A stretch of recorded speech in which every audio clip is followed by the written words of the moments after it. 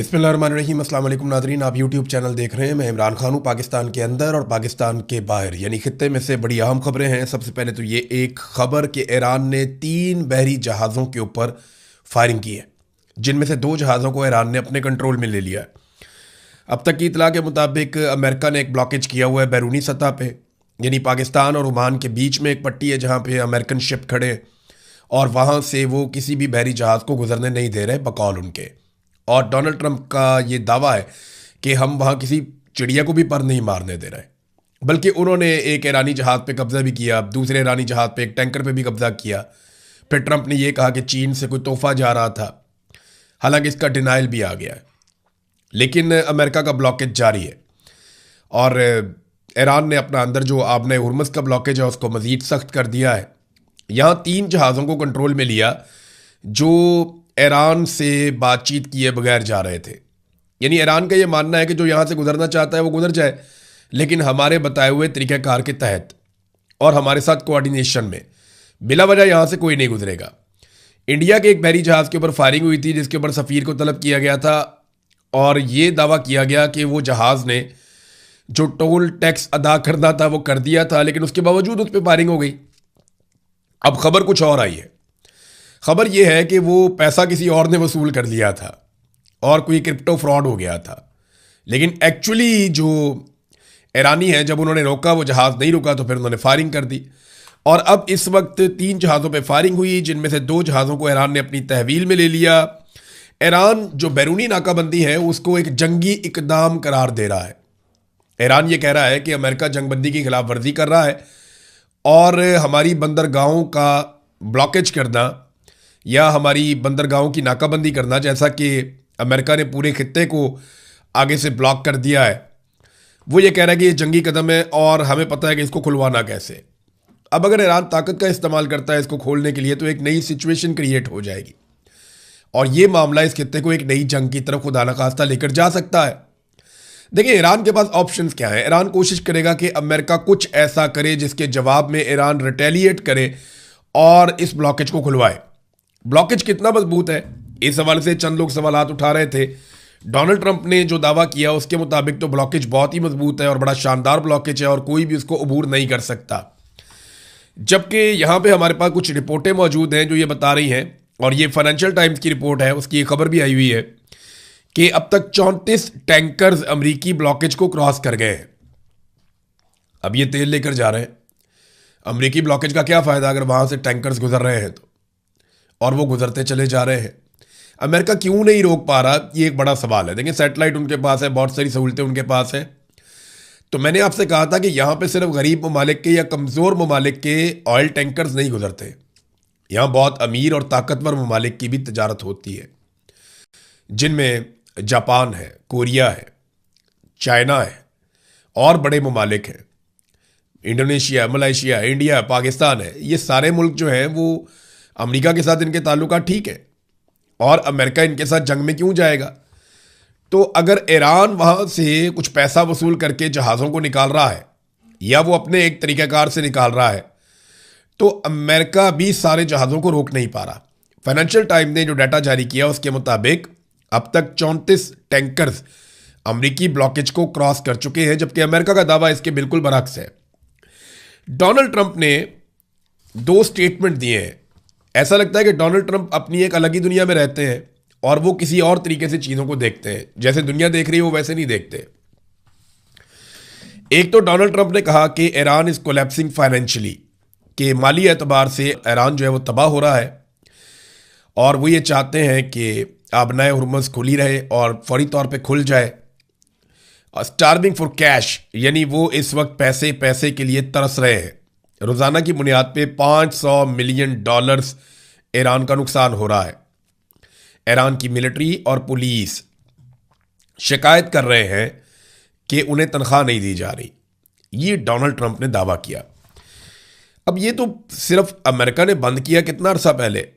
Maximum America को ये बंदिश किए हुए 1 हफ्ता हुआ है, तो 1 हफ्ते में ईरान की इतनी बुरी हालत होगी कि पुलिस को भी तनख्वाह नहीं मिल रही, फौज को भी तनख्वाह नहीं मिल रही।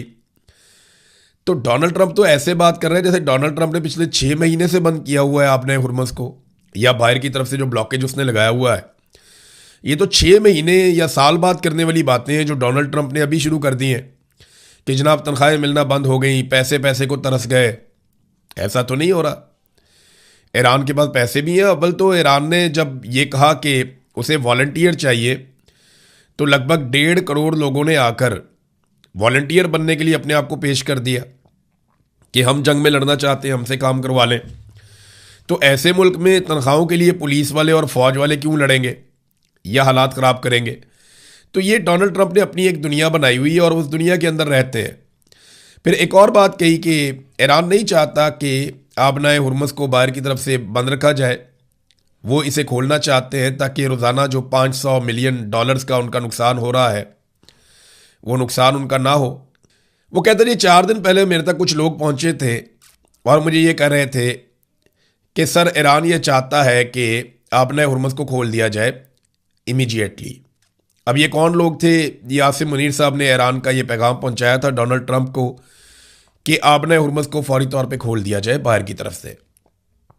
ईरान ने तो खोल दी थी पाकिस्तान की दरख्वास्त के ऊपर, लेकिन डोनाल्ड ट्रंप को जब ईरान ने कहा कि फिर आप भी खोल दें इसको, ये ब्लॉकेज ख़त्म करें, तो उस पर डोनाल्ड ट्रंप ने इनकार कर दिया। डोनाल्ड ट्रंप ये समझते हैं, अपने इस ट्वीट में उन्होंने ये कहा भी कि अगर हम आबनाए हुर्मुज़ को खोल देंगे तो फिर ईरान के ऊपर डील के लिए दबाव नहीं कर पाएंगे। ट्रंप को ये लगता है कि वो 2 ही तरीक़ों से ईरान पे डील के लिए दबाव डाल सकता है। एक, ईरान की सारी बंदरगाहों की ब्लॉकेज जो उसने किया हुआ है कि मैं वहाँ पे नाकाबंदी करके तो ईरान पे दबाव डालूंगा और इसके ज़रिए से ईरान के साथ एक डील हासिल करूंगा। और दूसरा, डोनाल्ड ट्रंप को लगता है कि बमबारी करके, कि बहुत बड़े पैमाने पे बमबारी करनी पड़ेगी और उस बमबारी के नतीजे में ईरान पे इतना दबाव डलेगा कि ईरान हमारे साथ मुज़ाकरात करेगा या डील करेगा। तो वो इसको एक हथियार की तरह इस्तेमाल कर रहे हैं। लेकिन अब तक जो इतला आई है उसमें 34 ऑयल टैंकर्स अमरीकी ब्लॉकेज क्रॉस करके चले गए। ईरानी फ़ौज के तर्जुमान ने एक स्टेटमेंट दिया और उन्होंने ये दावा किया कि 70 ऐसे टारगेट्स हैं जो ईरान ने लॉक किए हुए हैं और उनकी उंगली ट्रिगर के ऊपर है या उनकी उंगलियां बटनों के ऊपर हैं, क्योंकि अब ट्रिगर तो होता नहीं, बंदूक थोड़ी चल रही है, बटन ही चल रहे हैं। तो वो ट्रिगर ही आप कहेंगे जहाँ से ट्रिगर किया जाता है बम को, ड्रोन को, मिसाइल को। उन्होंने कहा जी हमने अपने 70 टारगेट्स लॉक किए हैं और ये मिडल ईस्ट में है और ये अमेरिकन टारगेट्स हैं। और इसके अलावा आपको पता है कि ईरान ने साफ धमकी लगाई है कि अब अगर खलीजी ममालिक की सरजमीन इस्तेमाल होती है ईरान के ख़िलाफ़ तो जो जो सरजमीन इस्तेमाल होगी वो उसकी ऑयल की तनसीबात को तबाह कर देंगे। ये बड़ी संगीन धमकी है जो ईरान ने लगाई है। नाज़रीन, एक चीज़ अमेरिका के अंदर हुई है और 4 बड़े इंकशाफात हैं जो अमेरिका से अब सामने आए हैं। ये चारों मैं आपके सामने रखूंगा और इन चारों चीज़ों ने डोनाल्ड ट्रंप को दीवार के साथ लगा के अकेला कर दिया है। इस तन्हाई से डोनाल्ड ट्रंप ने कैसे निकलना है इसके बारे में डोनाल्ड ट्रंप को सोचना पड़ेगा, लेकिन ये चारों चीज़ें बहुत इंपॉर्टेंट हैं। पहली चीज़, ट्रंप को न्यूक्लियर कोड्स नहीं दिए गए। दूसरी चीज़, ट्रंप को सिचुएशन रूम से बाहर निकाल दिया गया। तीसरी चीज़, ट्रंप के दामाद के खिलाफ इंक्वायरी का आगाज। चौथी चीज़, अमरीकी असलहे के ज़खायर में ख़तरनाक हद तक कमी। पहली चीज़ जो है वो ये हुआ कि डोनाल्ड ट्रंप ने 2 मौक़ों पर बड़ी खौफनाक धमकियां दी। एक, उन्होंने ये कहा कि पूरी तहजीब मिटा देंगे। दूसरा, उन्होंने ये कहा कि पूरा मुल्क हम धमाके से उड़ा देंगे। अब ये मालूम हुआ है और ये दावा किया गया है, ये दावा एक साबिक CIA डायरेक्टर की जानिब से किया गया और बाकायदा उन्होंने टीवी पर बैठकर ये दावा किया।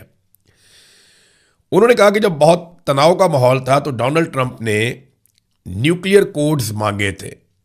ये मिलिट्री क़यादत के पास होते हैं मगर उन्हें फराहम नहीं किए गए। ट्रंप न्यूक्लियर कोड्स को इस्तेमाल करना चाहता था मगर जनरल डैन केन इन्होंने खड़े होकर कहा कि नो, अमरीकी जॉइंट चीफ ऑफ स्टाफ हैं जनरल डैन, उन्होंने कहा कि नहीं, कौमी सलामती को कोई ख़तरा नहीं है। तो डोनाल्ड ट्रंप ने न्यूक्लियर कोड्स मांगे। ये इंतहाई ख़तरनाक बात है, दुनिया में रिपोर्ट भी हुई है। इसका कोई डिनाई भी किया गया, डिनाइल आया है। मुख्तलिफ वेबसाइट्स ये बता रही हैं कि जनाब ऐसी कोई मीटिंग नहीं हुई, लेकिन दूसरी तरफ ये एक स्टेटमेंट मौजूद है और डोनाल्ड ट्रंप जब तक इस पर खुद कोई बात नहीं करता तब तक हम कुछ कह नहीं सकते। बहरहाल ट्रंप का पता कोई नहीं है। दबाव डालने के लिए भी वो न्यूक्लियर कोड्स मांग सकता था ताकि खबर बाहर निकले और ईरान के ऊपर दबाव डले। जितना डोनाल्ड ट्रंप पे दबाव है, जितनी मुश्किल में डोनाल्ड ट्रंप है, ऐसे में वो कुछ भी कर सकता है अपनी खाल बचाने के लिए।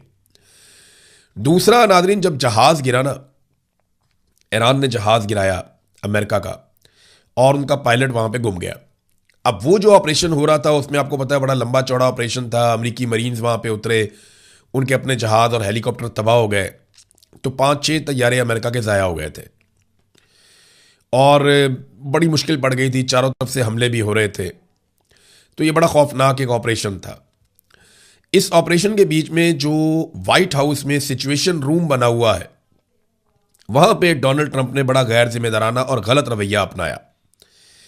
यानी वो इरिटेटिंग किस्म का उनका बिहेवियर था, बड़ा बदतमीजी वाला। तो डोनाल्ड ट्रंप को सिचुएशन रूम से फिर बाहर किया गया और जो कमांडर्स थे उन्होंने ये फैसला किया कि जितना हो सके डोनाल्ड ट्रंप को सिचुएशन रूम से दूर रखा जाए, क्योंकि डोनाल्ड ट्रंप के सिचुएशन रूम में आने से ऑपरेशन के ऊपर असर पड़ता था।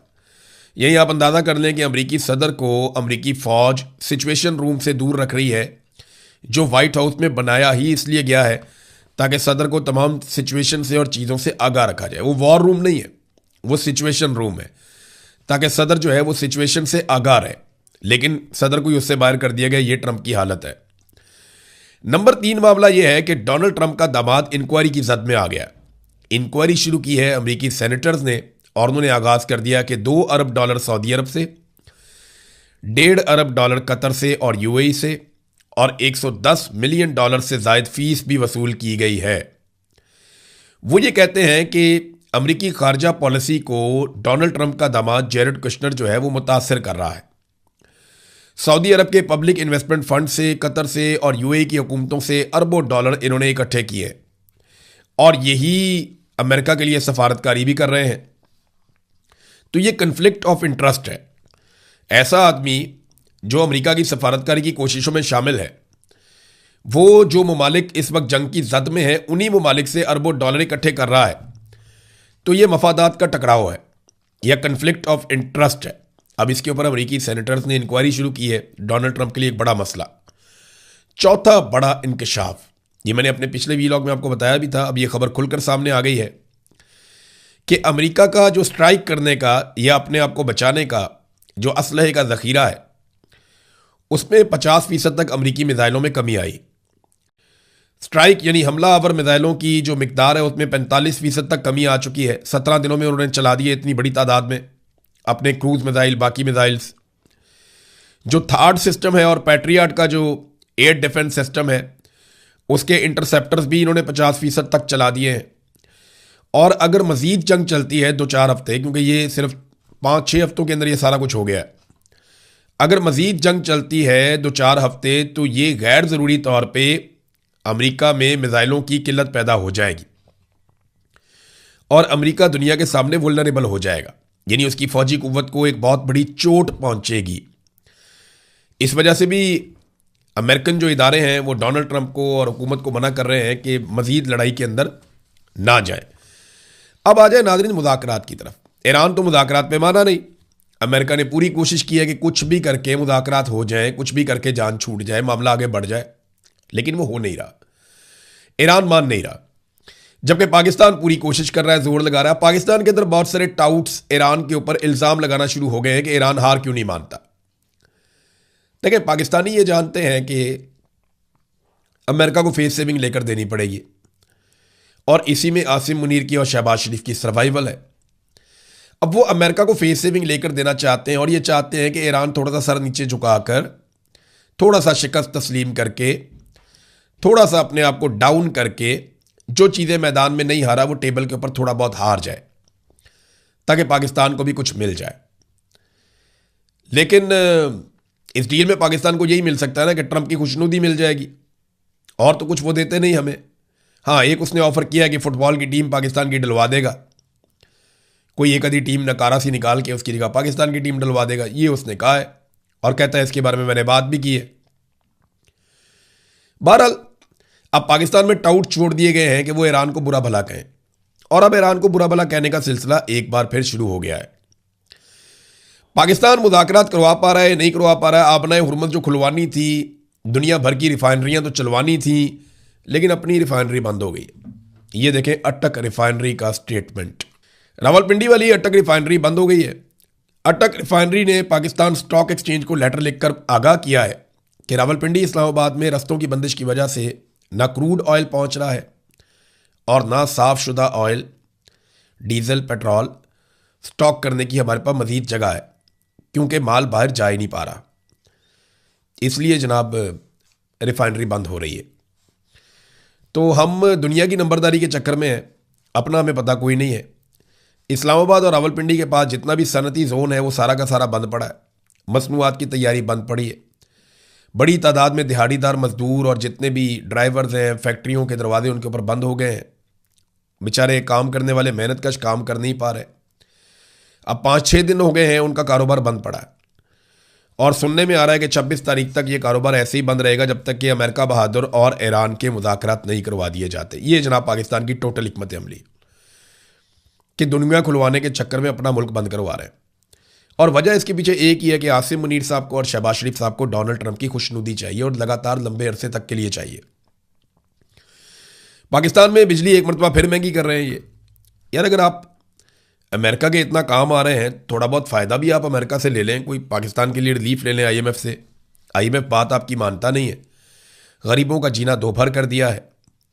जो IPP मुआहदे इन्होंने लगाए थे, अब 1 बिजली का यूनिट इस्तेमाल करते हैं हम और 3 यूनिट के हम पैसे देते हैं, और वो यूनिट भी इन्होंने 4 गुना ज़्यादा कर दिया बिल बढ़ा बढ़ा के। अब एक मरतबा फिर ये हर सूरत में 2800 अरब रुपए अदा करने के पाबंद है। यानी IPP के साथ जो मुआहदे किए हैं हर सूरत में 2800 अरब रुपए अदा करने हैं, और अब आवाम के ऊपर दोबारा से बिजली की कीमत में बढ़ाने का ये फैसला कर रहे हैं। मई के बिलों में मार्च के इस्तेमाल शुदा यूनिट्स पर इजाफी कीमत वसूल की जाएगी। अंदाजा करें मार्च का बिल जो आप अदा कर चुके हैं, मार्च के महीने का जो बिल आपको आया, आपने वो बिल अदा कर दिया, उस बिल के ऊपर दोबारा मई के बिल में फिर से वो बिल आएगा। यानी जो मार्च में आपने बिल अदा किया है उसका इजाफी बिल मई के बिल में दोबारा आएगा। मार्च के महीने में लोग बुलबुला रहे थे, चिल्ला रहे थे कि यार इतना बिल कैसे आ गया। अब मई के महीने में, क्योंकि देखिए ना अप्रैल में तो बिजली नहीं आई, तो इस्तेमाल कहाँ पे होनी थी। तो जो मार्च में आपने बिजली इस्तेमाल की है उसके ऊपर इजाफी पैसे अब ये वसूल करेंगे मई के महीने में। ये है पाकिस्तान की सरकार। अवाम का खून नचोड़ेंगे और नवाज शरीफ को कोई नहीं पूछेगा। भाई कोई तो इस आदमी को बिठाकर सवाल पूछो कि ये कौन से मुआहदे थे भाई जो आपने डॉलरों के अंदर कर दिए, कि आपने लाके एक IPP को बिठाया, उसको आपने कहा कि भाई जितने मर्जी तुम यूनिट बनाओ या ना बनाओ हम तुम्हें पैसे देंगे।